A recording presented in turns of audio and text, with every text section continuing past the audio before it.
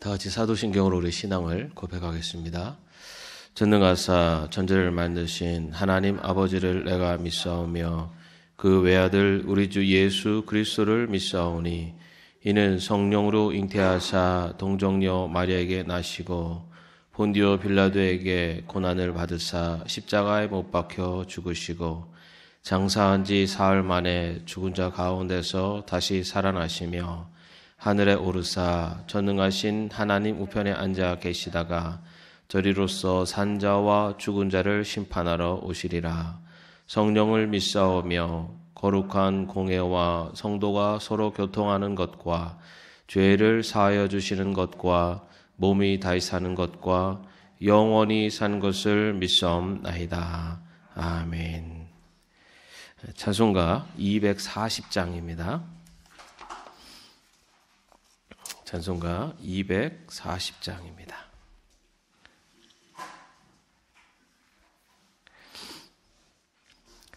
우리 가사를 같이 한번 읽어보겠습니다. 주가 맡긴 모든 역사 힘을 다해 마치고 밝고 밝은 그 아침을 맞을 때 요단강을 건너가서 주의 손을 붙잡고 기쁨으로 주의 얼굴 배우리. 나의 주를 내가 그의 곁에 서서 배우며 나의 주를 손에 못자국을 보아 알겠네. 하늘나라 올라가서 주님 앞에 절하고 온유하신 그 얼굴을 배울 때 있을 곳을 예비하신 크신 사랑 고마워 나의 주께 기쁜 찬송 드리리. 나의 주를 내가 그의 곁에 서서 배우며 나의 주를 손에 못자국을 보아 알겠네. 이 세상을 일찍 떠난 사랑하는 성도들 나를 맞을 준비하고 있겠네. 저희들과 한 소리로 찬송 부르기 전에 먼저 사랑하는 주를 배우리. 나의 주를 내가 그의 곁에 서서 배우며 나의 주를 손에 못자국을 보아 알겠네. 영화로운 시온성에 들어가서 다닐 때 흰옷 입고 황금길을 다니며 금 거문고 맞추어서 새 노래를 부를 때 세상 고생 모두 잊어버리리. 나의 주를 내가 그의 곁에 서서 배우며 나의 주를 손에 못자국을 보아 알겠네. 아멘. 찬양하겠습니다.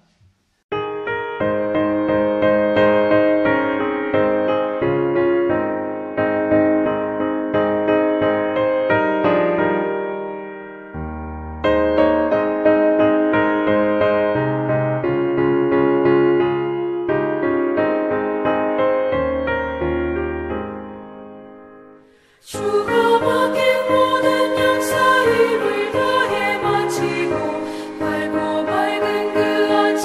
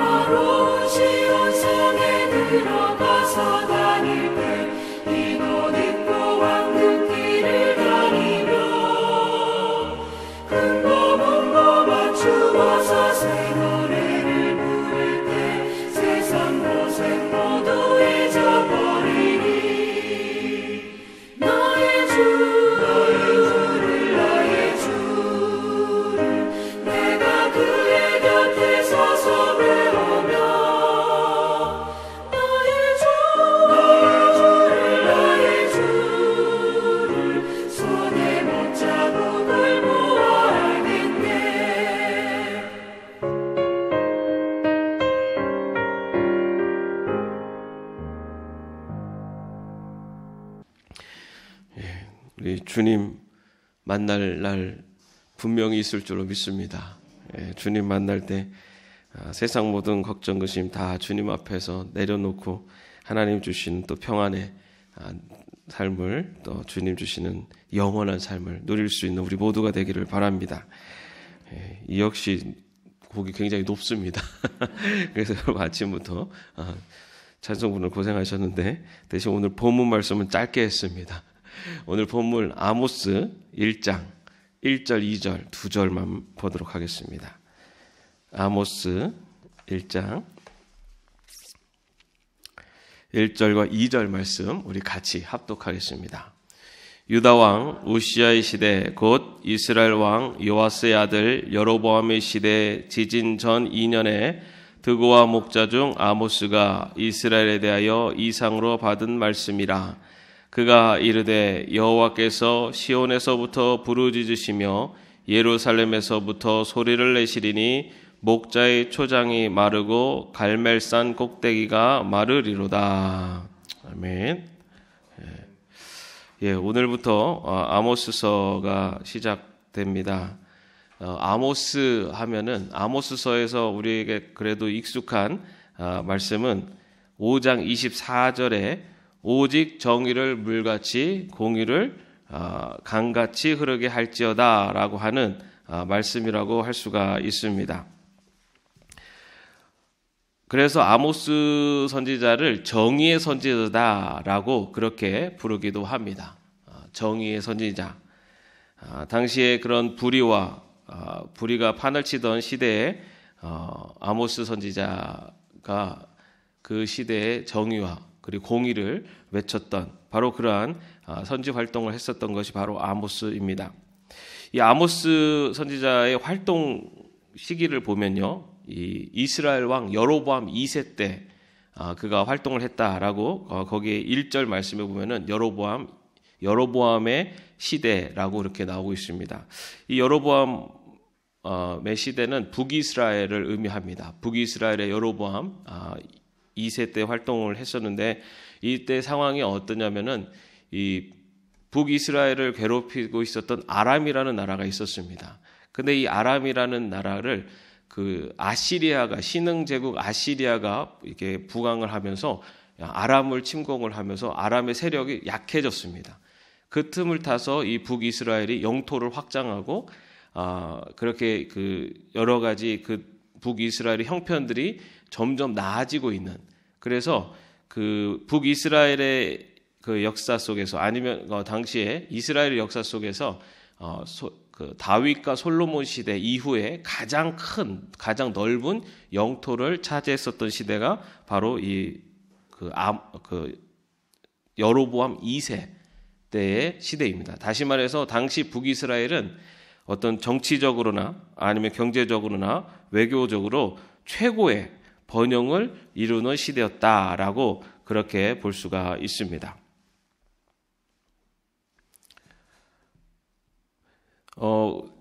그런데 이렇게 정치적으로나 경제적으로 물질적으로 최고의 번영을 이루는 그 시대를 살았지만 이 북이스라엘의 영적인 또 윤리적인 도덕적인 실태는 가장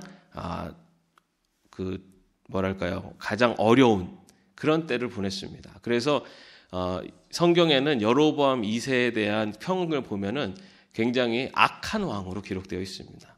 우리가 알고 있는 것처럼 성경은 세상적인 성공을 기준으로 보는 것이 아니라 하나님 앞에 그 왕이 그 시대가 어떠한 모습이었는가를 가지고 평가를 하기 때문에 성경에 보면 여로보암 2세 때는 그렇게 정치적으로 경제적으로 모든 면이 군사적으로나 모든 것이 가장 강력한, 그리고 그 모든 것이 번영을 이루는 데였지만 하나님의 말씀 앞에 그리고 하나님의 율법 앞에 그들이 어떠한 자세를 취했는가라는 것으로 평가를 받기 때문에 여로보암 2세는 가장 악한 왕 중에 하나로 기록되어 있습니다.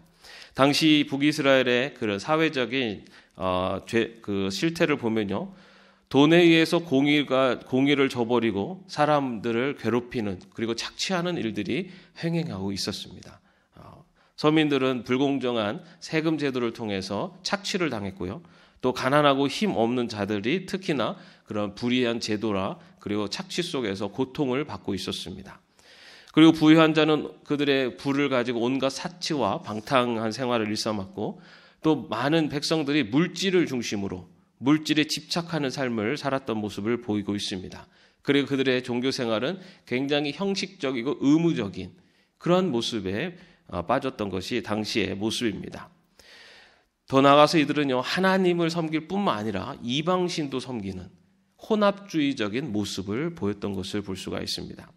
그래서 베델과 단에다가는 금송아지를 만들고 이 금송아지가 하나님이다라고 하면서 백성들을 현혹시키고 그리고 또 백성들은 그렇게 또 그것을 따르면서 그들이 하나님도 섬겼지만은 금송아지도 섬기는 그런 혼합주의적인 종교적인 모습을 가지고 살았던 것을 볼 수가 있습니다. 이렇게 외부적으로는 부강한 북이스라엘이었지만은 윤리적으로 또 종교적인 영적인 상태를 모두 살펴볼다면은 가난한 자, 약한 자들이 권력자들과 부호들에게 억압을 받고 또 우상 숭배가 횡행하는 가장 암울한 죄의식이었다라고 볼 수가 있습니다. 그런데 참 이 북이스라엘의 모습을 보면서 어쩌면은 지금 우리 시대는 어떤가라는 것을 한편 살펴보면서 비교를 또 해볼 수도 있을 것 같습니다. 굉장히 물질적으로나 모든 것들이 풍요롭고 아주 넉넉한 그런 시대를 살고 있는데 그런데 시대는 그런 시대 속에서 사회 그리고 윤리적인 모습은 점점 물질 그리고 돈 이런 것들을 추구하는 그리고 약자들 가난한 자들이 더 힘든 착취를 당하는 그런 사회 불의한 제도들 그리고 그 제도들을 이용해서 부를 축적하는 그런 부강한 그런 권력자들 그리고 부호들 이런 모습들이 결코 당시에만 있었던 모습이 아니라 어쩌면 지금 우리가 살고 있는 시대에도 보여지고 있는 모습들이 아닐까 생각도 해봤습니다. 그런데 이 북이스라엘이 그렇게 죄악에 빠지게 된 가장 큰 이유 중에 하나가 뭐였냐면 당시 이스라엘 사람들은 자신들이 어떤 죄를 짓든지 간에 하나님은 하나님의 백성을 심판하시지 않는 분이다 라고 생각을 했습니다. 다시 말해서 시편 23편 다윗의 노래처럼 하나님은 심판은 하나님의 백성을 괴롭히는 이방 민족들 그런 이방 민족들이나 대적들을 무찌르시는데 하나님의 심판이 있는 거지 하나님의 백성은 심판하지 않으신다라고 하는 생각을 가지고 있었고 그러면서 그들은 그런 자신들의 어떻게 보면 합리화 시키는 신앙을 가지고 있으면서 자기들은 하나님의 계약을 하나님의 말씀을 어기고 또 지키지 않은 자신들의 모습은 보지 않고 그냥 하나님은 우리를 지켜주시는 분이라는 그것만을 가지고 어쩌면 하나님의 모습에서 나에게 도움이 되는 하나님만을 믿었던 것입니다. 그것이 이스라엘이 죄로 빠지게 되는 더 큰 이유 중에 하나였습니다. 하나님의 백성이 옳지 않은 하나님의 뜻을 어기면 하나님은 하나님의 백성도 심판하시는 분이시다라고 하는 것은 어떻게 보면 본인이 생각할 때 불리한 그리고 하나님이 이런 분이 아니기를 바라는 그러면서 자기들이 원하는 하나님의 모습만을 그렇게 바랬던 겁니다. 그래서 하나님은 하나님의 백성을 보호해 주시고 그리고 하나님의 보호하심은 그런 물질적인 풍요 그리고 경제적인 부요 이런 것들이 하나님의 보호하심이야라고 하는 생각에 빠져 있는 겁니다. 어쩌면 요즘 우리 신앙 중에 번영의 신앙이라고 하죠. 하나님의 백성을 사랑하시는 방법은 물질적인 성공과 부유함을 통해서 그것을 통해서만이 그것을 주실 때 그것이 하나님의 사랑이다라고 그렇게 신앙적인 부분들을 그쪽으로만 강요하는 신앙입니다. 근데 하나님은요, 하나님이 주시는 축복은 물질적인 축복도 포함되지만 물질적인 축복만이 아닙니다. 그렇게 그 번영의 신앙의 입장에서는 가난하고 힘든 사람들은 하나님의 복을 받지 못한 사람들이 돼요. 내가 인생을 살아가면서 나한테 어떤 어려움이 닥쳐오면 내가 하나님의 심판을 받는 자가 됩니다.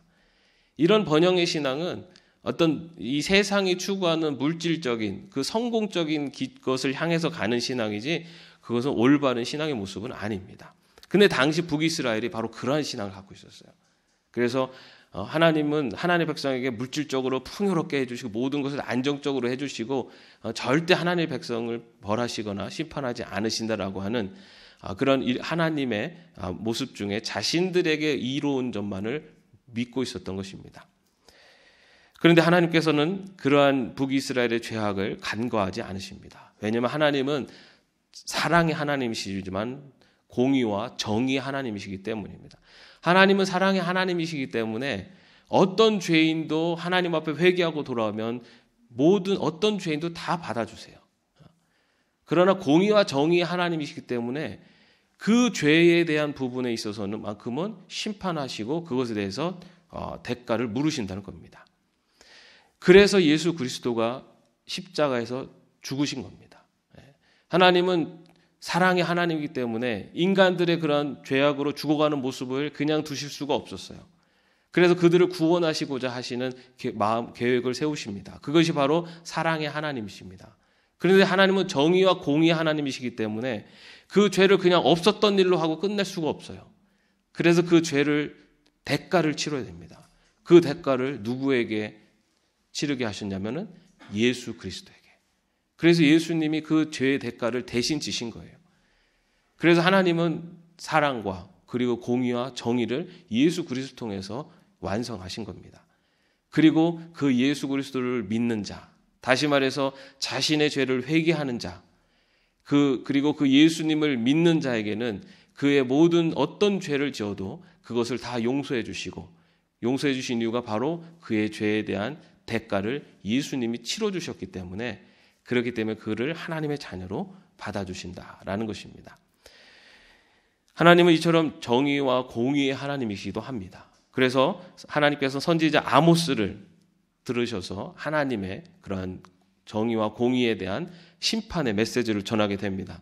그 심판의 메시지가 우리가 이제 오늘부터 읽게 되는 아모스 전체에 나오는 내용인데요. 그 아모스 전체에 나오는 내용의 가장 핵심적인 내용을 선포하는 것이 2절입니다. 2절 말씀을 보면 그가 이르되 여호와께서 시온에서부터 부르짖으시며 예루살렘에서부터 소리를 내시리니 목자의 초장이 마르고 갈멜산 꼭대기가 마르리로다. 여기서 이 부르짖는다라고 하는, 하나님께서 부르짖는다라고 하는 이 부르짖는다는 것은요, 이 사자가 포효하는 바로 그러한 부르짖음을 나타내는 단어입니다. 그런데 사자가 그냥 울부짖는 것은 히브리어로 나함이라고 하는데 여기는 샤그라고 하는 부르짖음을 써요. 이거는 뭐냐면 그 상대를 공격할 때, 이 사자가 상대를 공격할 때 그 부르짖는 아주 강렬한 그러한 부르짖음 말합니다.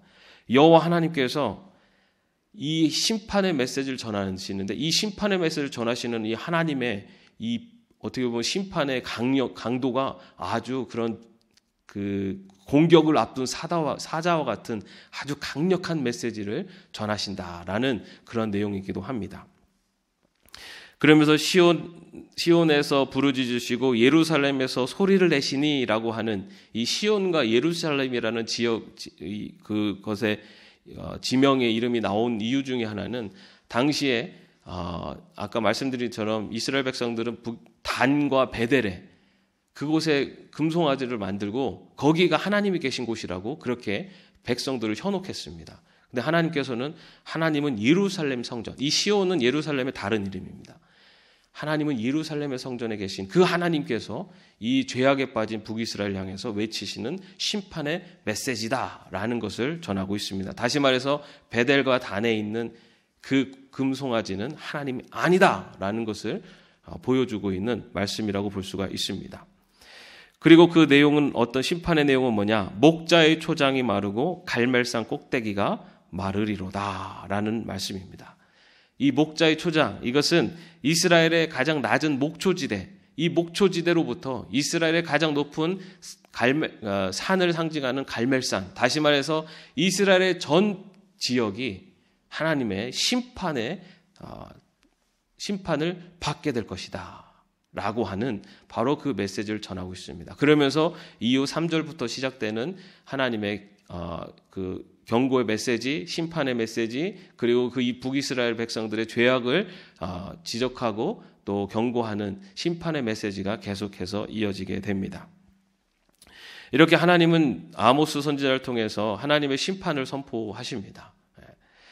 그런데 하나님께서 이렇게 북이스라엘에게 아모스 선지자를 통해서 그들의 죄를 심판하시는 메시지를 전했는데요. 이들은 그 메시지를 듣고도 회개하지 않았습니다. 그래서 결국은 이들이 심판을 받게 되는데요. 역사 속에서 나타난 심판의 모습을 오늘 말씀에 보면 1절에 보면은 여로보암의 시대 지진 전 2년이라고 그렇게 기록되어 있습니다. 이것은 여로보암 시대에 지진이 있었다는 겁니다. 그런데 이 여로보암 시대 이 지진 앞에 정가사 더가 붙어 있어요. 다시 말해 어떤 지진입니다. 당시 사람들은 여로보암 시대의 지진 하면은 그 지진 이렇게 알 수 있는 아주 극심한 피해를 입힌 강력한 지진이 있었다는 겁니다.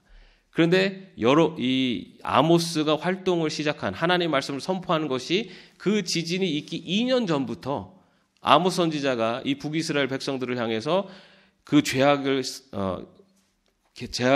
다 드러내고 그 다음에 회개하고 하나님께 돌아오라고 그렇게 선포했던 것입니다. 다시 말해서 하나님의 경고의 메시지가 심판되고 2년 동안 북이스라엘은 돌아오지 않았던 겁니다. 그래서 결국은 그 지진이라고 하는 재앙을 만나서 하나님의 심판을 받게 됩니다.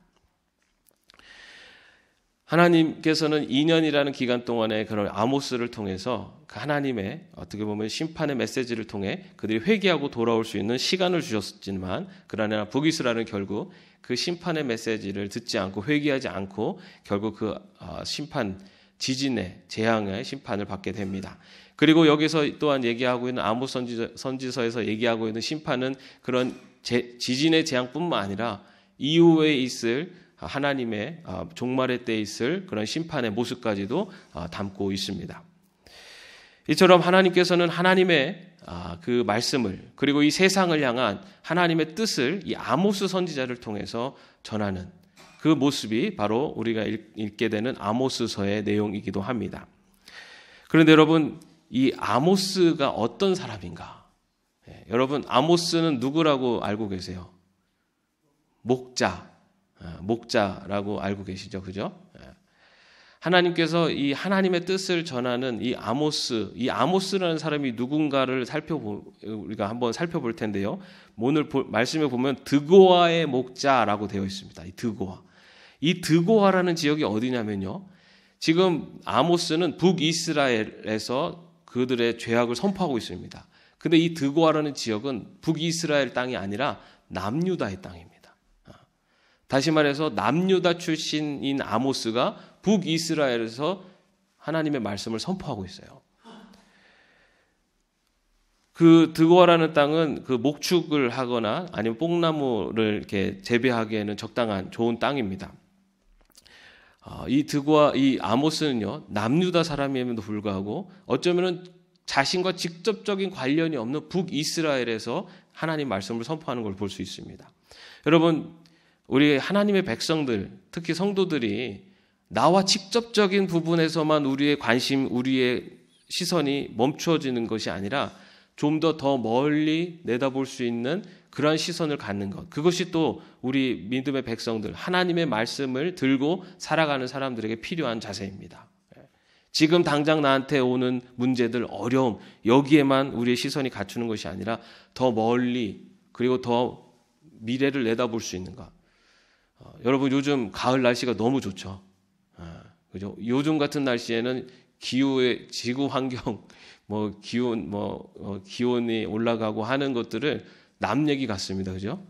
그런데 이번에 추석 기간 동안에 그 생성된 그 이 플라스틱을 사진으로 다 이렇게 보여줬는데 어마어마한 플라스틱이 이번 추석 기간 동안에 생산이 됐어요. 내가 느끼기에는 너무나 아름다운 이 가을 날씨지만 우리의 이 편안함 속에는 아직 지금도 여전히 이런 지구 환경을 파괴하고 있는 많은 일들이 일어나고 있고 지금도 저 멀리 그 극해에 있는 빙하들은 녹아내리고 있고 그로 말미암아서 저 멀리 섬에 사는 사람들은 이 섬이 물에 가라앉고 있습니다.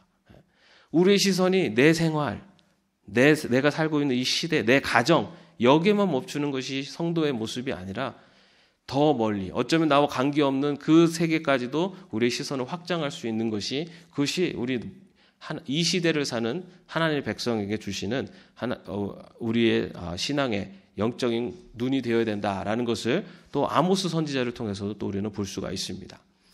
그리고 여러분, 목자라고 되어 있어요. 그죠? 아모스 선지자가 목자였다라고 나오는데, 우리가 생각하고 있는 그런 목자, 일반적인 양을 이렇게 치는 목자는 그 로에라는 단어를 쓰는데, 이 아모스 선지자의 이 목자는 노케드라는 단어를 씁니다. 이 노케드라는 단어는 아주 그 상품 가치가 극상품의 양털을 생산해내는 그런 양을 말해요.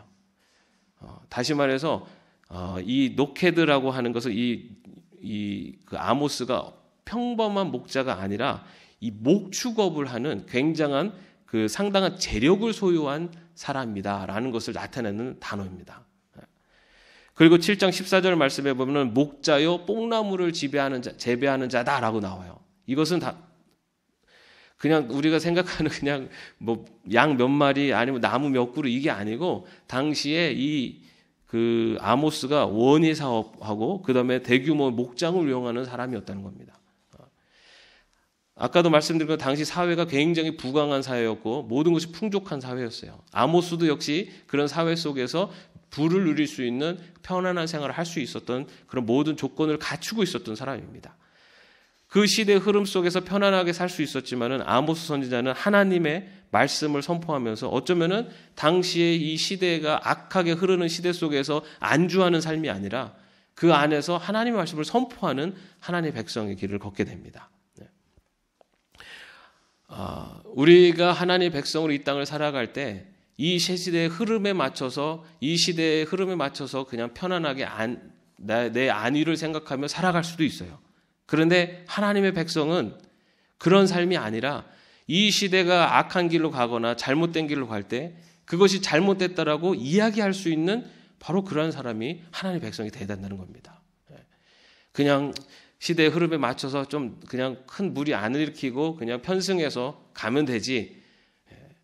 여러분, 이 시대가 악한 길로 간다면, 이 시대가 물질을 중심으로 가고, 이 시대가 인간의 존엄을 무시하는 길로 가고, 이 시대가 지구의 환경을 파괴하는 길로 간다면 그 길에서 나도 그냥 그 편승해서 편한 길로 가는 게 아니라 잘못됐다라고 이야기할 수 있고 그것을 바꾸려고 노력하는 것, 그것이 우리 믿음의 백성들을 향한 백성들의 삶의 모습이어야 된다는 것을 또 아모스 선지자를 통해서 볼 수가 있습니다. 그리고 이 아모스 선지자의 아모스라는 이름이 뜻이 뭐냐면은 짐을 진다. 그리고 뭐 짐을 운반한다. 이런 뜻이에요. 어쩌면은 아모스 선지자는 이 아모스 선지자가 북이스라엘에 가서 이 하나님의 말씀을 선포합니다. 근데 그 하나님의 말씀 선포가 결코 그들의 듣기에 좋은 얘기가 아니었죠. 어쩌면 그들에게 짐을 주는 거예요. 마음의 부담을 주는 것. 그런 그 역할을 해온 것이 아모스 선지자였습니다. 그 이름의 뜻대로. 그런데 여러분, 우리 하나님의 백성들이 어쩌면 그 역할을 해야 됩니다. 세상 사람들이, 그리고 이 세상이 악한 세상 흐름으로 갈 때, 그리고 그것을 깨닫지 못하고 그것이 진리인 것처럼 성공을 위해서 사람들을 짓밟고 자기만 우뚝 서면 된다고 그렇게 생각하며 살아가는 사람들에게, 그리고 이웃을 돌보지 않고 자기 자신만 편안하고 안위를 누리면 된다라고 생각하는 사람들에게, 가난한 사람들을 착취하고 억압하면서라도 자신들의 부를 축적하면 된다고 하는 사람들에게 무거운 짐을 주는 사람이 바로 우리 하나님의 백성들이 돼야 됩니다. 아모스 선지자는 공의와 정의의 선지자라고 합니다. 우리는 하나님의 사랑을 이야기해야 되지만 하나님의 사랑뿐만 아니라 하나님의 공의와 정의까지도 같이 이야기해야 되는 사람들, 그리고 하나님의 사랑을 실천할 뿐만 아니라 우리 자신도 정의와 공의를 실천해야 되는 사람들이 바로 우리들입니다. 아모스 선지자의 모습, 결코 다른 사람의 모습이 아니라 나를 향한, 하나님께서 나도 아모스 선지자처럼 하나님의 말씀을 전하는, 그리고 하나님의 말씀을 선포하는 바로 하나님의 뜻대로 이 시대 속에서 하나님의 뜻을, 정의를, 공의를 선포하는 자로 살라고 하는 바로 하나님이 우리에게 주시는 또 모습이라고 또 믿으실 수 있기를 바랍니다. 그리고 그러한 모습으로 부담되고 또 그렇게 사는 거 쉽지 않습니다. 그럼에도 불구하고 그렇게 살아가는 것이 이 시대를 살아가는 우리를 향한 하나님의 뜻일 줄로 믿습니다. 그러한 삶을 통해 우리들 한 사람 한 사람이 이 어두워져가는 세상 속에 빛과 소금의 역할을 감당할 수 있기를 주님의 이름으로 축원합니다. 오늘 또 예배 끝나시고 합심 기도 또 부탁을 드립니다. 첫 번째는 나라와 민족을 위해서 여러분 또 기도해 주시기 바랍니다. 이 정부 지도자들과 방역 당국자들에게 지혜를 주셔서 코로나의 위협과 위기를 벗어날 수 있도록 그렇게 기도해 주시고 또 이 혼란한 사회에 안정을 주시고 특별히 경제적 어려운 사업장과 국민을 지켜주시기를, 그리고 다툼과 분열, 갈등의 영이 사라지게 하시고 화평과 평화를 이루는 나라가 될 수 있도록, 그리고 또 세계 선교를 위해서도 기도해 주시기 바랍니다. 또 아프가니스탄에 안정이 찾아오고 기독교인들이 특히나 안정할 수 있도록 그들을 지켜주시기를, 그리고 각 세계 곳곳에 세워진 교회들이 흩어지지 않고 목회자 그것을 지켜나갈 수 있도록, 그리고 선교사님들의 온전한 영성과 정신적 안정, 육체적 강건함을 허락해달라고 이렇게 나라와 민족을 위해서 또 세계 선교를 위해서 오늘은 여러분들 개인 기도하실 때 같이 또 기도해 주시기 바랍니다. 함께 기도하겠습니다. 하나님, 오늘 아모스 선지자를 통해서 이 세상 가운데 악을 향해 흘러가고 있는 세상 속에서 정의와 공의를 외치라라는 말씀을 듣습니다. 그 공의와 정의를 외쳐야 되는 것, 그것은 바로 아모스 선지자와 같은 하나님의 백성이다라는 것을 또한 우리는 함께 나눴습니다. 주님, 이 세상의 흐름 속에 나의 안위와 평안을 누리는 삶에 만족하는 것이 아니라 악한 세상의 흐름에 대해서는 저항할 수 있는 정의와 공의를 외칠 수 있는 저희들이 되게 하여 주옵소서. 하나님, 이 일이 남의 일이 아니라 바로 나에게 주시는 사명이라는 것을, 나에게 주시는 이 땅을 살아가는 하나님 백성인 나에게 주시는 하나님의 또한 우리를 향한 뜻임을 저희들 기억하게 하셔서 이 세상 속에 어두움을 향해, 죽음을 향해 가고 있는 이 세상 속에 빛과 소금의 역할을 감당할 수 있는 저희들이 되게 하여 주시옵소서. 정의가 강물처럼, 공의가 강물처럼 흐르게 하라라고 하시는 이 말씀, 바로 우리를 향한 말씀임을 기억하며 또 우리 자신부터 먼저 공의와 정의를 실천하며 나아갈 수 있도록 인도하여 주옵소서. 예수 그리스도의 이름으로 기도하옵나이다. 아멘. 하늘에 계신 우리 아버지여, 이름이 거룩히 여김을 받으시오며 나라의 마옵시며 뜻이 하늘에서 이룬 것 같이 땅에서도 이루어지이다. 오늘날 우리에게 일용할 양식을 주옵시고 우리가 우리에게 죄 지은 자를 사하여 준 것 같이 우리의 죄를 사하여 주옵시고 우리를 시험에 들게 하지 마옵시고 다만 악에서 구하옵소서. 대개 나라와 권세와 영광이 아버지께 영원히 있사옵나이다. 아멘.